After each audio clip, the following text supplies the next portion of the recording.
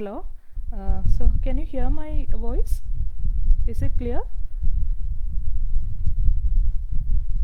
Swapna, is it my voice? Is my voice clear?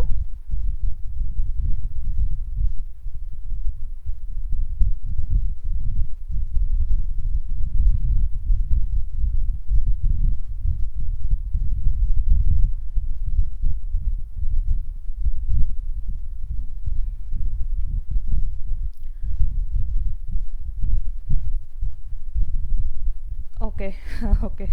I was just waiting for the response. So, hi everyone. Hi Sudha. Hi Gangotri, Swapna. Okay, maybe it's my fan. I'll just switch it off. Yeah, yeah. So how about now? Yeah, I have switched off the fan. I hope it's better now.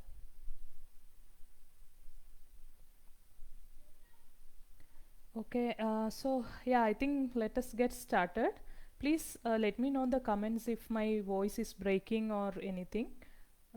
Hi Rashmi. So yeah, I will invite. So let us start this session.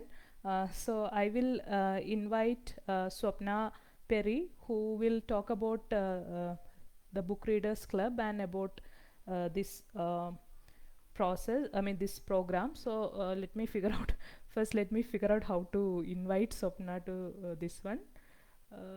Just give me a second. So pin comment. Okay, okay. Just figuring out how to. Swapna, is it possible for you to um, send me a request to join, because I'm not able to see how to add you to this. So let me just figure it out. Uh, no, I'm not able to figure out, Swapna. Just give me a second. I'm just comments and okay. Mhm.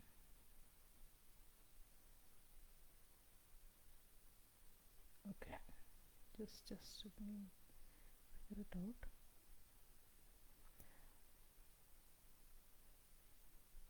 Mhm. Okay. So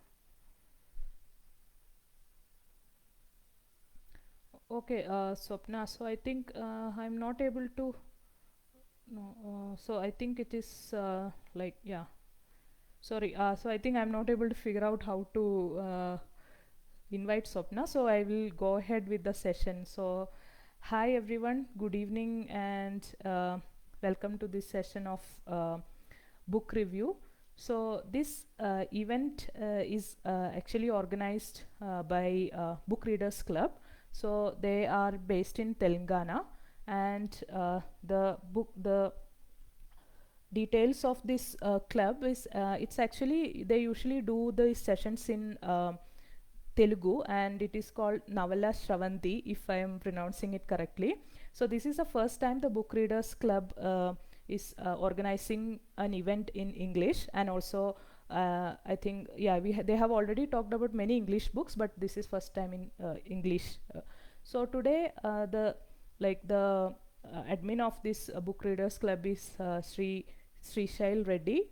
He's also from Telangana. So I would like to thank Book Readers Club for giving me this opportunity to talk about this book. So uh, I think let us start. So please let me know in the comments if you are not able to hear or anything. So I'm keep checking the comments. So if my voice breaks or anything, please let me know in the comments. All right. So let us start. So today I want to review this book. I know it comes out like differently probably. Yeah. I want to review this book, The Out of Print 30 Years Anthology. So 10 years anthology. So it's a collection of 30 short stories from writers across different diverse backgrounds. So without much ado, so most of you know me, so I don't think it's necessary to introduce me to you, but for future recordings, so I am Shalini Vineet. I am a fiction and freelance writer based in Bangalore. So I was working as an engineer till 2018, and then I quit my job to pursue full-time writing. So I write short stories and personal essays and technology pieces. And my favorite form of writing is short stories. So that's why I picked up this particular book actually. So this book is like, as we can see, this is the 10-year anthology of a very famous literary magazine in India. It is called Out of Print. So I urge all of you to check out this magazine online. So they started in 2011, and since then they have published so many diverse writers from India as well as India and South Asia basically, and they have also published many translated stories from many languages. So this collection also have a lot of stories translated from many languages like Kannada, Urdu, Malayalam, and Gujarati, Marathi, etc. So we will talk about all those in the coming hour. So let me start with like why I picked this particular book about short stories. So short stories, as we see, they have they are a different form from novels and like long form literature. So short stories, according to Virginia Woolf, short story is a art of brevity and honesty. So brevity is kind of self-explanatory because short story gives you only a very limited space to work on. You have to paint a picture with that limited space. So that is one thing. And the act of honesty. So the short story, it's not just about the short story actually. If you think about it, the honesty should come across through all the forms of writing. So when a writer isn't honest about what they are writing about, they are just faking something to kind of, maybe like they're acting like I know this thing or something. So honesty is a very important part of writing. So with respect to short stories, so all the short stories in this particular collection, I was kind of reading it with this thing in mind, the brevity and the honesty part. So honesty, I think, a little bit needs a little bit more explanation. So basically, we have in short stories there are a lot of open-ended short stories. So sometimes when we write a short story, we don't know where to kind of conclude it, because it's not honest to conclude it in certain way, because we know that it's not the right way. So a writer should have the honesty to end a story at an open ending if the story demands or the writer doesn't know how to conclude it. They shouldn't just fake it. And the second thing is the freedom. So short stories actually, even though it has a form, it comes in different varieties. And as according to Virginia Woolf again, there is no method or no experiment. Even the wildest is considered as a it's a forbidden in short stories. So short stories has this. And the most important part which I found about short stories is the emotional intensity. So when you read a novel, you get to kind of go through the entire lifespan of a character. But in a short story, you are just picking up a very, very precise moment, that to a very, what do you call it, very happening moment from a character's life, and just a slice of it. So it's a highly intense form of writing. So I will go into the work with these words actually. So according to John Garach, the short story blends brevity and intensity of the lyric poem with the narrative traits, for example plot, character, and theme of a novel. So according to this definition, a short story is actually a crossbreeding between a poem and a longer prose like a novel or etc. So coming to this book, I know you have all come to hear about this book, so let us talk about this book. So this book has 30 stories, and what makes it very special is the diverse background of the writers. So in this book you can find short stories from veteran writers, Jnanapida Award recipients, Padma Shri Award recipients, writers who are like octogenarians, who are like 80 plus, and also contemporary writers like Anjum Hassan and Tanuj Solanki. So it's a mix of, if you want to get a cross section of how like Indian short story writing is, you can definitely look out for this particular book. So let me get into this book. So this book is actually divided into the 30 stories are divided across 5 themes basically, and I will not be following the theme or anything, because I just want to do it kind of from my heart, what I liked about it. And some stories, so not that every story is great, uh, just some stories, they will just you can relate with it, or it will strike you in a very very special way. So at least 10 stories from this collection has kind of touched me in a very very personal level. I have read it like 2 3 times for the sake of this live, and also like otherwise as a academic interest. So first story I want to start with is a very very interesting story actually. So it named as Jnaneshwar Kulkarni changes his name. So this is a very very catchy name. Jnaneshwar Kulkarni changes his name, and this is written by Chandrahas Chowdhury. So I don't know, many of you might not have heard about Chandrahas Chowdhury. Some of you might have, but he is a contemporary writer. And so this story, Jnaneshwar Kulkarni changes his name, is about Jnaneshwar Kulkarni going to change his name. So it's very simple. But when you get into the story, there is this very fragile protagonist called Jnaneshwar Kulkarni. I tried my best, but I cannot pronounce it correctly, so please bear with me. So this protagonist wants to, he already has a very complicated name, and he wants to add a extra A into his name so that it will be numerologically better for him. So his prospects are not very good, so he want to just uh, he just want to improve his name numerologically. So he goes, so his day actually starts really bad. So the story starts with this line: Jnaneshwar Kulkarni had endured a wretched morning. So his day is already gone when, and he gets out, and he gets into a crowded Mumbai bus, and he gets out, he gets down at the office, wherever the office is located, where he's going to give the application, and his sandal suddenly breaks. So this is like, you can very well relate to this thing. And this poor fellow goes into the office, and he encounters a very arrogant government official, as many of we might have. And he feels like very out of place. He feels like this is, he is being bullied by the official for changing his name, which is perfectly legal according to him. And he feels that he's very out of place. He feels very uncomfortable. And finally, what happens is he kind of very humiliated and disheartened, but yeah, he submits his application, and he goes out, and he walk around the Mumbai streets, and he gets into a local eatery. So from there onwards, actually his day gets better.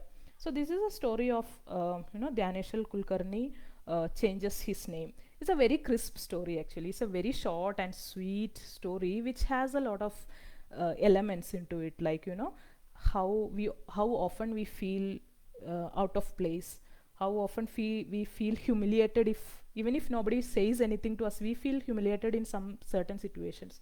So this is a story which I think many of the introverts especially can relate to. So this story comes under the theme called angle of incidence. So this is a theme in the book called angle of incidence. Is my vision of myself an illusion? So this is the theme, and all the stories under this theme is very nice actually. So they are like, the protagonist is basically questioning their their beliefs, and they are basically questioning like, am I really the person I know myself? Because many of us, yeah, definitely many of the people have asked this question, like, am I really the person that I think of myself? Or so when we put into certain situations, we realize that no, we are not that person actually, we are somebody different.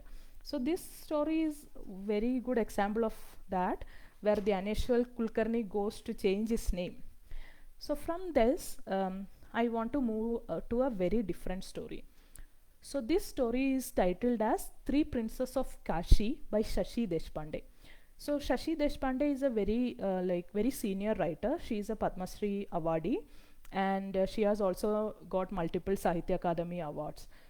So she writes a lot about feminism and things like that. So this story, the three princesses of Kashi, is actually a retelling of the a story from Mahabharata, where the three princes Amba, Ambika, and Ambalika of Kashi has been abducted by Bhishma during their Swayamvara, and they are brought back and being married to Vichitravirya.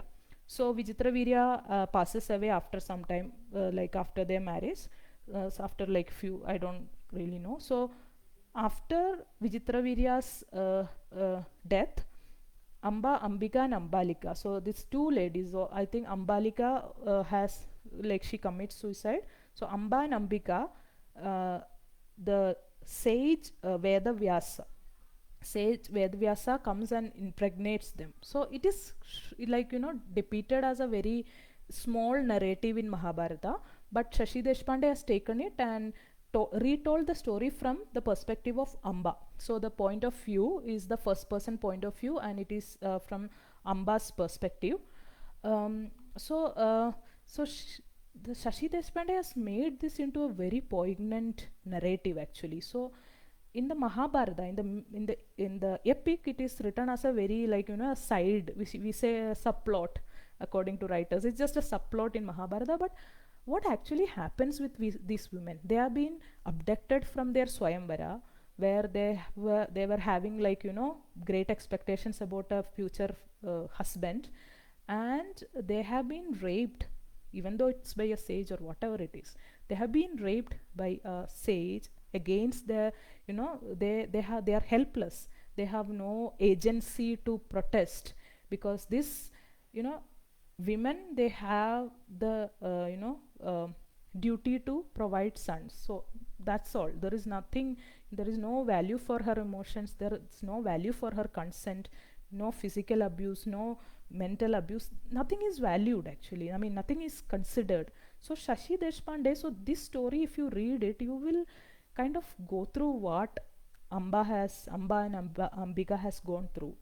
So there is nowhere in the story the word rape is mentioned, but from the vivid description of what is happening to them, we readers actually, try to understand the myth from a different perspective. So that brings me to another section in this book. So that is called Making Myth My Own. So this is a section of stories which is themed under Making Myth My Own. So it's a loosely, retelling of the myth and from epic Mahabharata and Ramayana. So this is a retelling of the myth. So this story by Shashi Deshpande is quite poignant. So you can see the contrast here, right? So Dhyaneshwar Kulkarni changes his name is a kind of a not pleasant read, I would say, but it is not a poignant read. But the three princesses of Kashi, this is the first story in the book. So this is a very poignant read, and it will definitely leave a kind of a mark in your heart. You will never forget this if you read. So this is also giving voice to characters who are muted in the epics. So how different characters are being muted in the epic actually. So these ladies has no voice, no agency. They cannot talk anything.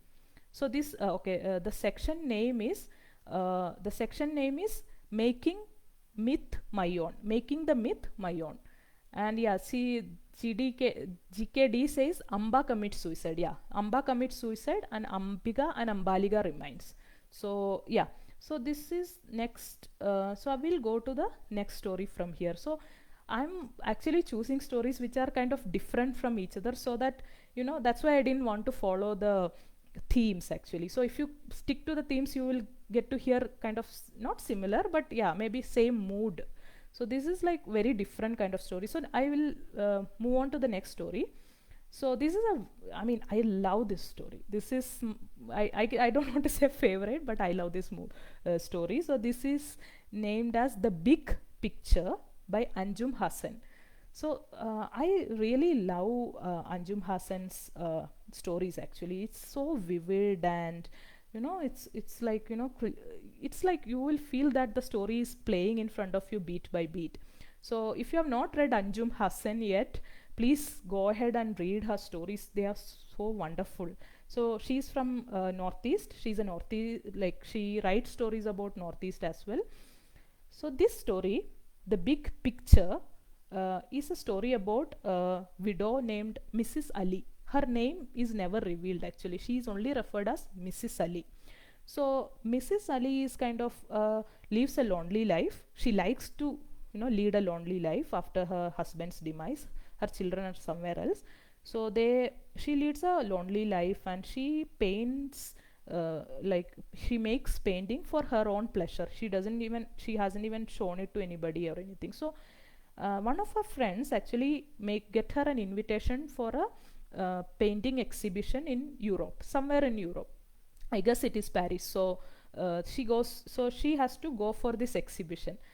Now that actually, if somebody will be like jumping at this opportunity, but Mrs. Ali, she finds it very frustrating that she has to go to Europe on an all paid trip, so that her painting can be exhibited and she can stand near her painting. So she tells her friend that no, I don't want to go to the exhibition and all. I don't want to go to Europe. I don't really like going out of my house, to truth to be told.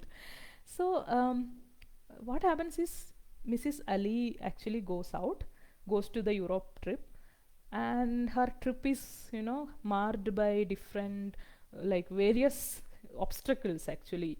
So she misses her flight, and she gets her period, which, like while she was thinking she was already having a menopause. So all trouble for Mrs. Ali. And the way Anjum Hassan has portrayed it is so beautifully. You feel pity for Mrs. Ali, and you will really feel like, okay, what will happen if I am in her shoes? I mean, what such a difficult position for somebody who is an introvert, or somebody who wants to be lonely. And from there, so it's like we might many of you might have felt this, like when you go somewhere, um, you feel that you are out of place. You have no business being here. I mean, sometimes you feel like, okay, will there be a security guard coming out and going to throw me out? So I have felt this many times. I have felt many times out of the place. Am I really supposed to be here? Will somebody throw me out? So this is exactly what Mrs. Ali feels. And to add to her torture, like all these hangama happens, like she misses her flight, gets her periods, and she doesn't know how to use a tampon, and in the European airport only tampons are available. So you can see the how the story goes. So this story is also about Mrs. Ali. Even though she steps out into the uncomfortable area, how she finds herself, how she kind of reflect upon her own loneliness, her own kind of what do you say, how I'm leading a lonely life after my after the husband's demise, how lonely I have become, and how all my happiness was revolving around my husband and my children. So Mrs. Ali actually finds a way, so go out of that. So that's how does she find a way to get out of her loneliness, get out of her introvert behaviors. So this is the story about that. And this is a story which comes under the angle of incidents, that is like, is my vision uh, of myself an illusion? So here in this story, interestingly, Mrs. Ali finds something about herself. She finds a side of her which is she has never known about it. She had no idea that such a Mrs. Ali exists. So this is a very lovely story by Anjum Hassan. And yeah, so let me check the so the next story in this series is called Bedbug. So this story is very special. So the title of the story is Bedbug, and the story is actually in Kannada. So it's a translation from Kannada, and it's again a very poignant story. So this story is about Shankar Gowda. So Shankar Gowda is the protagonist of this story, but this story is told from the perspective of another person. And this story is written by uh, Vasudendra. So all Kannada people probably have heard of his name. He's a very famous short story and novel writer in Kannada. So his name is Vasudendra. And this story is very poignant in the sense it's a story of Shankar Gowda who lives in a remote village in a very regressive family, and he is gay. So he is a he has a, you know, he is actually a like a woman in a man's body. So he, and the important part about this story which I liked the most is like the story is first of all told from a different perspective, like from the perspective of Shankar Gowda's friends. So this I think the friend who is telling the story about Shankar Gowda, he is not very close to Shankar Gowda, but he listens a lot of story, I mean news about Shankar Gowda from different people.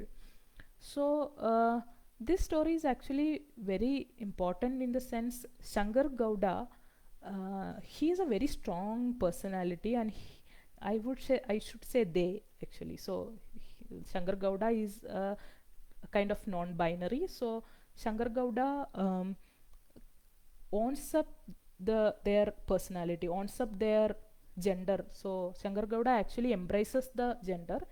They are not worried about, or they are not worried about what the community will say. He proudly carries his gender. So he goes to Mumbai and gets a sex change operation, etc., and he comes back. So for this narrator is Shankar Gowda's friend, the story narrator.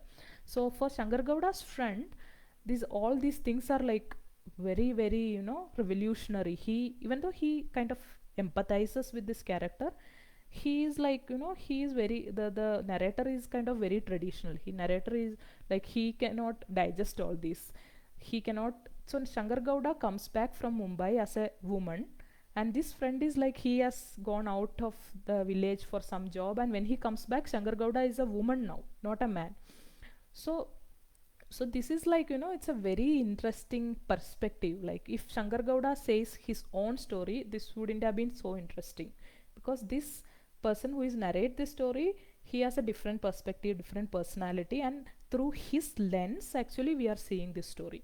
So this is like and I want to, you know, just take a pause here and talk about the honesty part of short stories. So in the beginning we discussed that short stories are like, you know, some of the, like one of the characteristic of short story is honesty.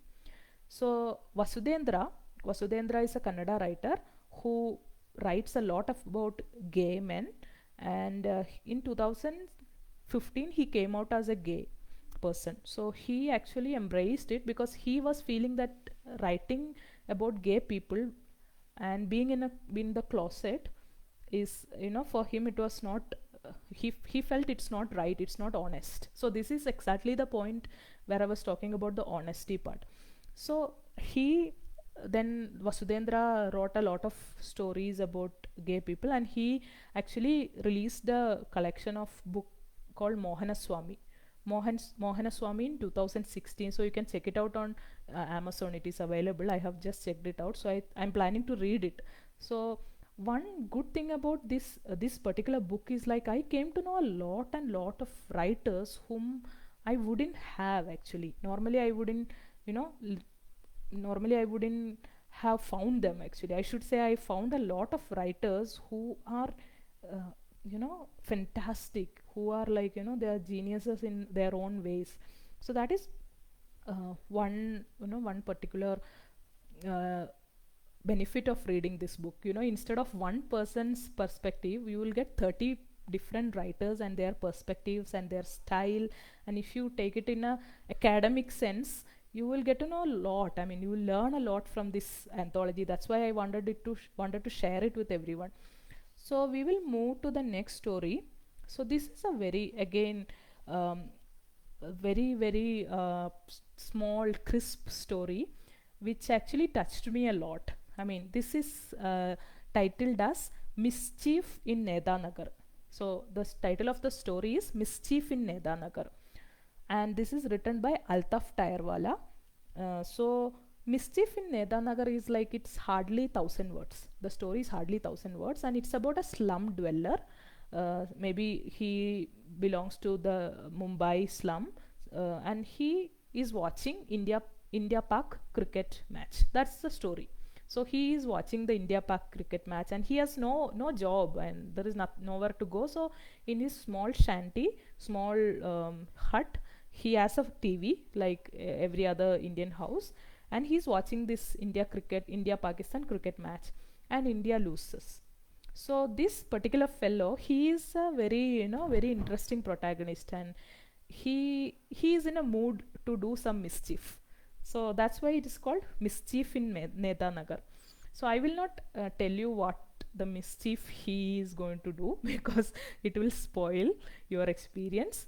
Uh, so uh, actually, this this story is, even though it is just below 1,000 words, uh, it is kind of a magic how the writer brings in a lot of elements. So this is about the religious riots, the riots in Mumbai. Probably it is based on that, and it's also about our how fragile our ideologies are actually. So it's like, if something simple thing happens, so this mischief of this fellow is a very simple thing, but how it is going to trigger a riot in the community. So how fragile our ideologies are, how fragile our religious beliefs are. Like, a simple thing can trigger a big violence, and thousands of people die. So this story, even though it is just under 1,000 words, this has brought in a lot of elements. Actually, it has tied together a lot of things. Plus, this story has a very witty narrative. So this is narrated from the first person point of view of this protagonist, who is very mischievous, and you can actually, when you read his read his lines, you can see that this fellow is like, badmash. Okay, so so he is a badmash in a cute sense, I guess. So his mischief is going to create a lot of problems. So if you want to know what the mischief is, you can read the story. I'm not going to spoil it for you. Okay, so yeah, let us move to the next story. So I like, there are lots and lots of stories in this book, and and yeah, hope I'm audible for everyone. Like, yeah, I think it's because somebody has mentioned that raise your voice a little bit. Okay, yeah, I'll try to speak louder. So the next story I'm going to talk about is The Threshold. So The Threshold, written by Jayant Kaikini, and this is actually a Kannada story in origin, and it is being translated into English.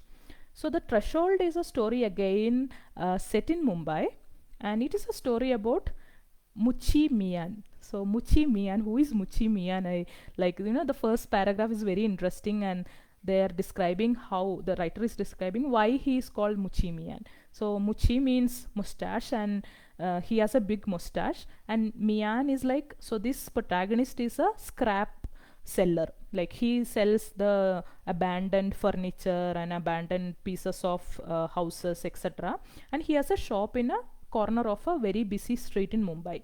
So Mian is actually like, the author says that usually the Muslim community runs this. So this is how the author's perspective. So he says the Muslim community actually runs this kind of scrap business. So they are respectfully called Mian. So this fellow, his actual name is also mentioned.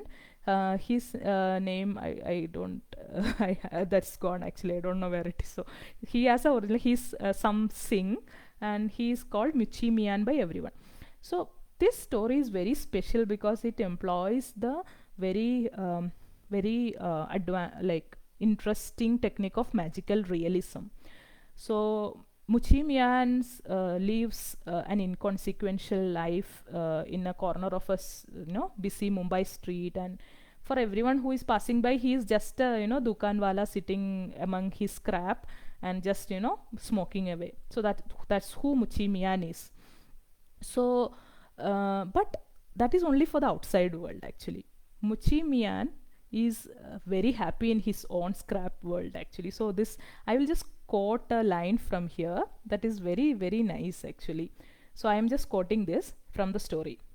So in this organized chaos, Mian sat smoking meditatively on a faded brocade velvet discarded wedding reception throne, like an emperor who had renounced his empire and run away from all of it. So this line suddenly gives a philosophical aspect to Muchimian. He has run away from his empire. We don't know what his history is, but this suddenly gives a very philosophical,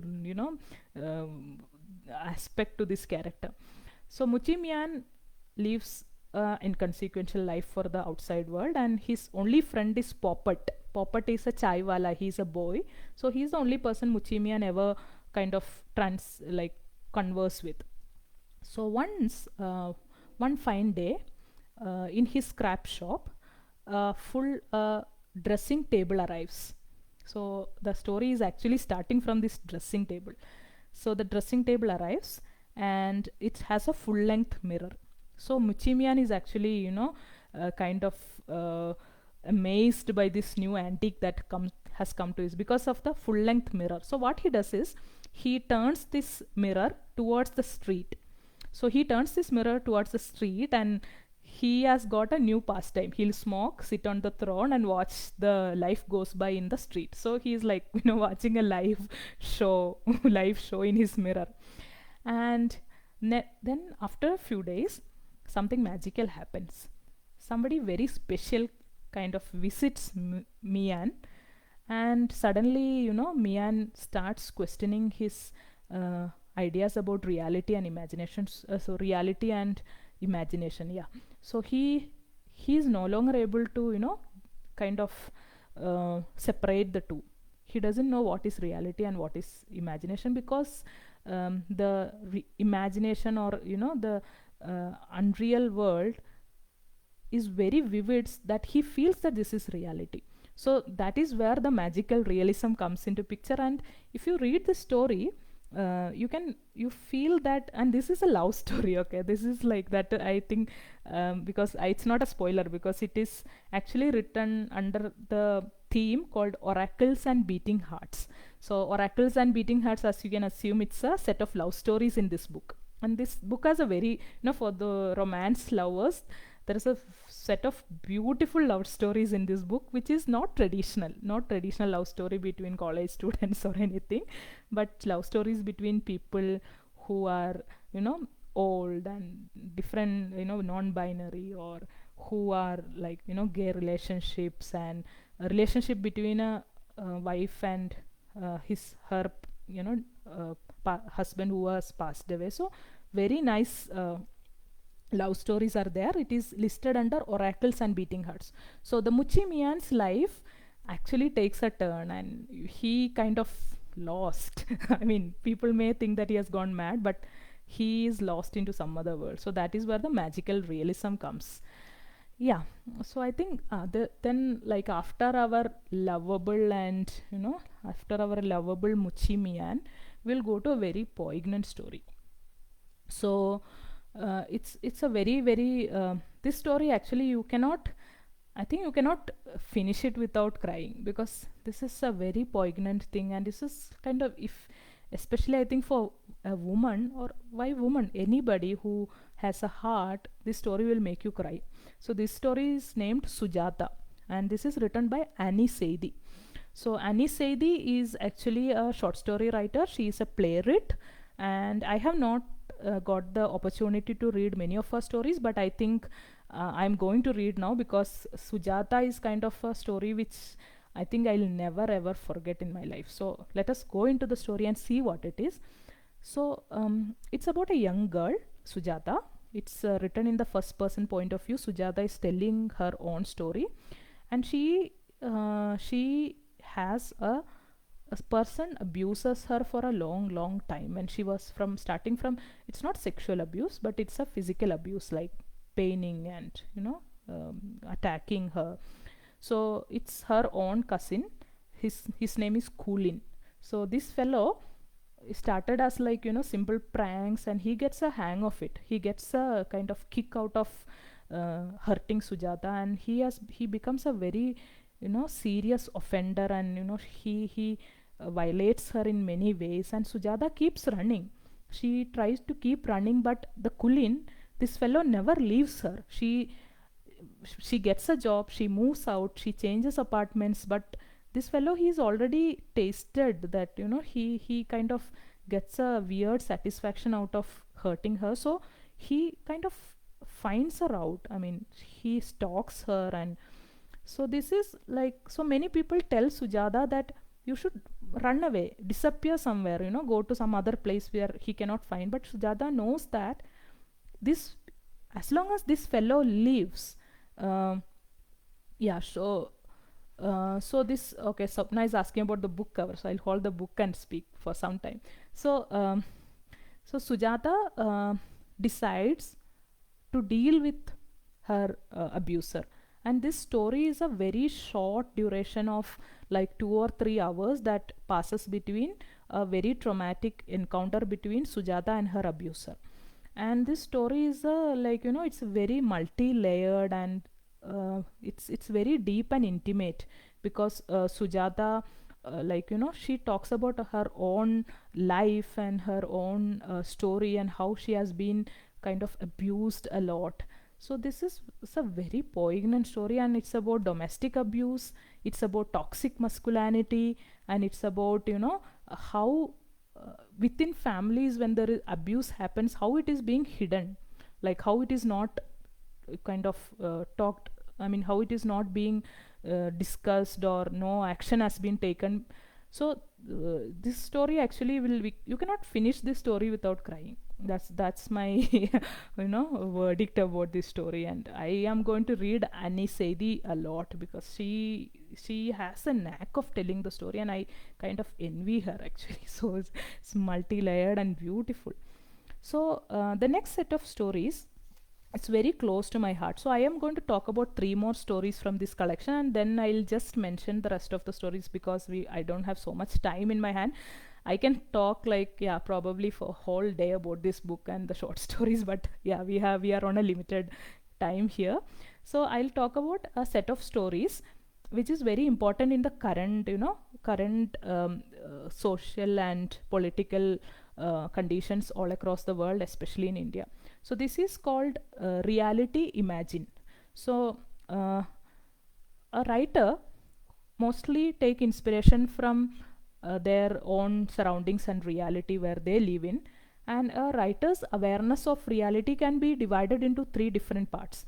It's like according to a philosopher, a writer's awareness of reality could be just an awareness of reality, like a writer reports what happens around them. And it could be a critical awareness of reality, like a writer sees what happening and they criticize it. And also there is a socialist awareness of reality, but I tried to google it, but I couldn't find it out. So this, for this discussion, I think the critical awareness of reality is sufficient. So all these stories in the section called Reality Imagine, they actually critically look at our society. And this is, a lot of stories are there in this section, actually 5-6 stories, and all of them are my favorites, truth to be told. So it's about injustice. The stories are like generally about the injustice and exploitation in our society. It's about sexual abuse, Dalit issues, authoritarian governments, and how people are actually kind of exploited and kind of tortured in this society because of who they are, what religion they believe in, and what religion they believe in, and what color their skin, or what their sexual orientation is. So lots and lots of exploitation and torture happens in the society based on who a person is.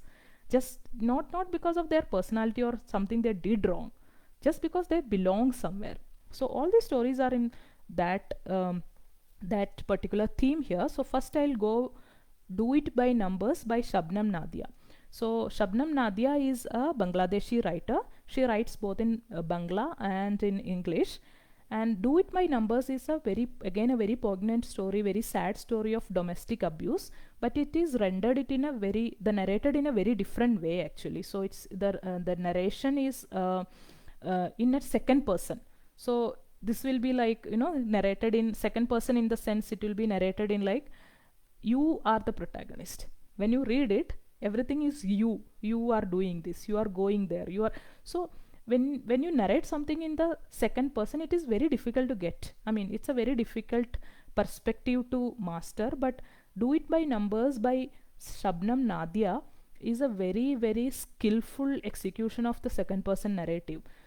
And Do It by Numbers, as the name suggests, it's about actually the name doesn't suggest anything, because this story is about domestic abuse, and about a lady, some lady, like because in the story it's you actually, so you will kind of relate to it so much, because and the lady is being abused by some of her male, maybe it's husband or a brother, or that is not clear. And she is wondering like, okay, he is beating me, but after how many hittings it becomes abuse, after, because the cultural conditioning is like that, like if somebody kind of slaps you, and it's like, okay, it's just heat of the moment, you have to let it go. So this lady is being getting abused again and again, and the community or her society is telling her, "Arey, let it go, it's just a hitting, it's nothing big." And she is kind of trying to you know come in terms with this reality that she is being physically abused, and the society is telling her that it is okay. I mean, you have no authority or no agency to tell that, yeah, I'm being abused, I want to get out of this relationship. So, and she is initially, in the beginning of the story, she's all confused, she's saying, and sometimes the tormentor of this lady, he actually you know uh, plays the victim card, because they will come and probably apologize and anything, the lady feels that I should forgive, because this is somebody I love, so I have to forgive it, and is it even right to complain about all this? So it's all confused state, and gaslighting of the victim, like blaming, victim blaming. So all these things are happening. And also it shows, this story talks about some aspect of the society where a rape victim or abuse victim has to repeatedly tell to many people what happened to her, for the law proceedings or for the courts or for the police. She has to repeat many times like what she has been through, and it's excruciating. And she has to somehow define this thing, like, was it a one time beating, was it a two time beating? So that is why this is written, the title says that Do It by Numbers, because how many number of hittings become abuse? If I get hit by one, hit once, is it abuse? So this somehow kind of reminded me of the Thappad movie, because I think the Thappad movie kind of was trying to get across this point. There is no number, okay? There is like, there is a higher limit that this many hittings becomes abuse. No, if it is once also it becomes an abuse. So I remember the protagonist in that movie saying, ek baar mara to nahi maar sakte, he cannot hit me even once. So this is a very poignant story. And there is another story called Honor. It's in the similar lines. It's about the sexual abuse that a Dalit woman had to go through, and her abusers actually feels that. So this Honor by Ajay Navaria. So this is the story Honor by Ajay Navaria. So Usha, a Dalit woman, she has to she has been sexually abused, and her abusers think that she will not tell it anybody because it's about her honor, not our honor. And Usha, very she is a very like gritty woman. She realizes that it's not about my honor, It's about, I'm going to tell it to the world, I'm going to shout it to the public, saying that I have been abused, and I'm going to, take actions against these people. So it's a, like, it's like, so this is a story, Honor, about a sexual, abuse that a Dalit woman had to go through. And there is another story called Baba Bagloos. Even though the names feels like it's a funny story, it's a very very dark story. Again, it's about a authoritative government who, it's kind of a set in a dystopian future where most of the, citizens are prisoners, and the government is building more and more prisons, putting more and more people into the prison. And interest, so sounds like it's a contemporary story, right? But it is not actually. It's a story written in 1977 by a Urdu writer called Mustansar Hussain Tarar. So he is I'm sure he's a very famous writer, even though, yeah, my limited reading, I have not read any of these people, and now I feel that I have missed a lot, I have to catch up. But this is written in 1977, and it is actually, the writer himself has told later on that it was a story against the dictator Zia ul Haq, who overthrew the Bhutto regime in 1977. So it's kind of, the all these stories in this particular section, Reality Imagine, they kind of focuses on the social issues. And another, the last story I would like to discuss is Home by Dalpat Chauhan. So Dalpat Chauhan is so this story is originally written in Gujarati and was translated into English, and it's again a very, so all these stories in the Reality Imagine section is sad in the sense they are dark and poignant and kind of make you feel that, okay, why I'm living in this world. I mean, it's true, it's not it's not just some wild imagination of some writers, it's happening around us. And when we read these kind of stories, we will kind of get to know about our reality. It's not just we are getting up, going to office, getting salary and living our lives. It's not, it's not about that. A lot of things are happening around the world, and these stories kind of knock some sense into our heads, like what's happening to people and what we can do about it. Sadly, sometimes there is nothing we can do about it, and that is the saddest part. So I think as writers, these people at least have portrayed these kind of things. For example, this story Home by Dalpat Chauhan. So Dalpat Chauhan is a Dalit activist from Gujarat, and he's a very he used to run small scale newspapers, etc. And so his story is about a Dalit family trying to build a pakka home. So they are only allowed to live in huts, they cannot build a concrete home, and they have to go and apply to a council which is consisting of all upper caste people, and they have to sanction it. And they have lot of conditions, basically, like, the home shouldn't go beyond this particular height, the door should be like, not very ornate, it should be plain. And the interesting thing is, these people are building the home with their own money. They are not going and asking anybody money, but they are asking the basic permission to build a home in their own land. How sad is that? So I come from Kerala, so I actually, when I read these kind of things, I was like, does things like this actually exist? I mean, I cannot even imagine it if I have not read this story. So this is the first time I'm actually coming through this kind of things, and all these stories in this section, it will kind of knock some kind of a feeling into your head, and it's very difficult to get over it, the feeling of all these. So yeah, I think these are the stories I wanted to talk in detail. Then I'll just, in the few 2 or 3 minutes, I'll talk about the rest of the stories.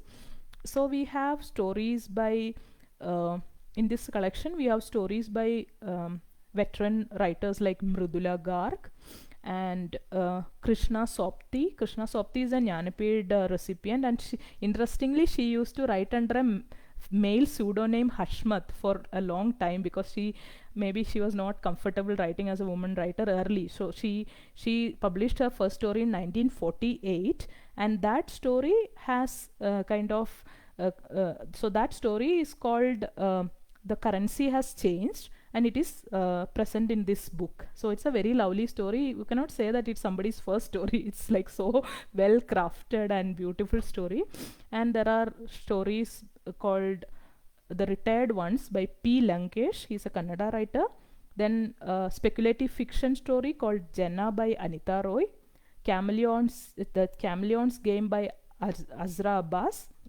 So lots and lots of stories. And so one more story I can fit in. It's called Look Me in the Eye by Sui Kumar Reddy. She's a kind of a contemporary writer. She's young, but it is just a small story. So, but it's about child abuse, and it's a very kind of, it is the narrator's voice is so strong, and it kind of slap you on both your cheeks, kind of. So check it out. So probably I think I have left enough material for you to go and kind of check out this book. And yeah, so this book is like, I feel that it is just a starting point actually. So I will take the questions. I'll just go through the questions in a bit, like maybe in a 1 minute or something, and then I'll come back. So probably so this is all about the stories, because there is not enough time to talk about all 30 of the stories, but they are all worth reading. Not, I just picked a few stories which I could relate to, or something hit me hard, but maybe some other story might influence you, or like, so I'll just just go through the story. So the comment section. So yeah, Ghosh sir is asking a question. So we already read enough dark stories on newspaper, so why should I read the stories an author cannot provide a solution or at least glimpse of hope? So I mean, I am not an expert of I'm not expert of I mean, I am not expert to answer this question, I guess, but at least what I feel is that when you read a newspaper report, it's just a newspaper report. So like when you read about a rape or a abuse or a Dalit issue, you just kind of read it, and you mostly won't be able to relate to that. So it's like when you read these stories, the art or fiction has a power to make the reader put in the shoes of the protagonist. So say somebody who has a potential to act, it may not be the writer who has the potential to act, or the writer who has the potential to suggest a solution, but when somebody who is, say, a young politician or a young activist read this story, immediately we can kind of relate to these characters, and immediately you will be put in the shoes of this person, and you will start feeling like, what if I am this person, what if I am the one going through this? So this kind of a emotional attachment to the person. So it's this kind of empathy, creating empathy for people who can act. So these people who are depicted in the story has no agency, but when somebody who has the agency to act read this story, probably they can find a solution. So maybe, but the newspaper report, I feel it's much more detached from the reader itself, because it's a report after all. It's not about your story, it's not about your thing. So I think that is my perspective of it, maybe right or wrong. So and yeah, so probably okay, Subi is asking a question: what according to you makes a great story? Oh, I think it's a very subjective thing, like people like the stories for different reasons. Some like great characters and great characters probably, and a great plot, very intriguing plot, something very intriguing is happening. So that is one thing. But I think above all, I'll come back to Virginia Woolf here. When you read a story, whatever the plot is, whatever the characters are, uh, you should feel that this is honest. This is like, this is something can really happen. It's not a built up, it's not about.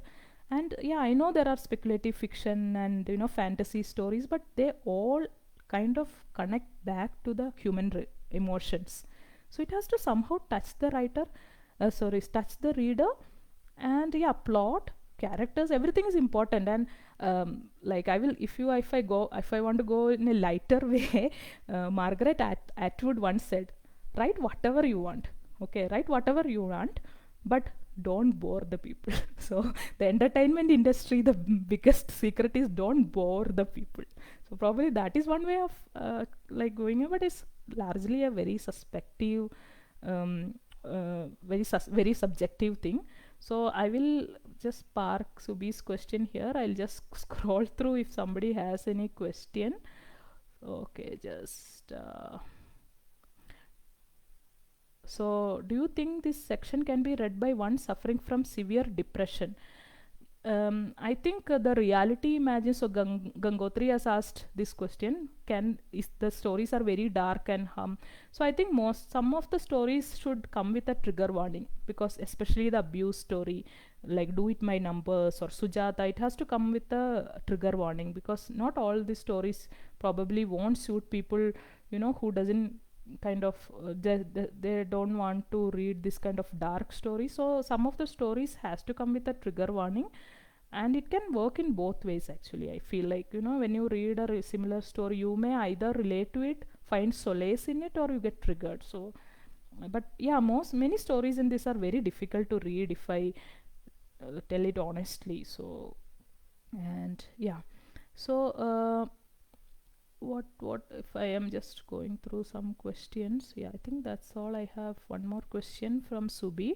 So I know we like shoot the time limit by 2-3 minutes, so we'll go for like one or two questions.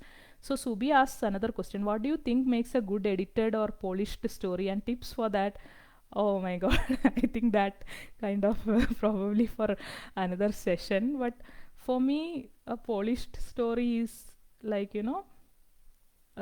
when a writer kind of writes it, rewrites it, and rereads it, and kind of keep it for a long time in the drawer without looking at it, and take it back and read it again, and for me it kind of like, apart from the basic grammatical and all that mistakes, or the grammar or the spelling or the construction of the sentence, apart from those kind of technicalities, I think there comes a point where the writer feels that this is polished. So we cannot keep any hard and fast rules, because if an editor takes, they will have a different view of that, and they might change the story entirely. So it's all very personal, and I think that it's kind of works with an intuition. And I know sometimes the writers feel that no, this is not polished, this is not good enough, but I think when you keep it for this, actually, I think is I don't remember who it is. So some writer has given a very good test for readability and the readiness of a story. So you write a story, keep it away for a month or so, or if you can afford it, you keep it away for a few months, because that's what he does, and take it and write some other thing in between. And when you take it back, you will be kind of detached from the story, so you will read like a writer. So he says that after 4 or 5 months, or 1 month at least, or few weeks, you will read from a perspective of a reader, and you will know, like, okay, this is not so good. So I think, yeah, it's all kind of creativity. There is no rules. I feel like it's kind of happens. And sometimes we write stories that are bad, sometimes we write stories that are good. But according to Carol Oates, she's a very famous short story writer. According to Carol Oates, she says it's not about how many stories you write. Like, you may write 1,000 stories, but if you write a single story which is worth, you are already succeeded as a short story writer. You don't have to do, you can write thousands, and all of them may not come out good. I mean, it's a very subjective matter, right? So I think I have answered Subi's question, and probably we can go on a separate discussion on this. I think there are no more questions. So thank you so much everyone for joining me, and I really enjoyed doing this session. Whatever I said, everything has come from my heart. So this is the book once again, and it's kind of a starting point if you want to start reading short stories. And I thank the Readers Club for giving me this fantastic opportunity to go back to the book once again and read some of the stories deeply. And thank you very much, and thank you Swapna Perry, who actually invited for me this to this session. And thank you Sri Sail sir, like you have given me a fantastic opportunity to connect with a lot of people. um, so I thank all the viewers, and I hope you have enjoyed this session. It was a hour that worth spending. And thank you all. Have a good night. So I'm going to end the video. Thank you so much.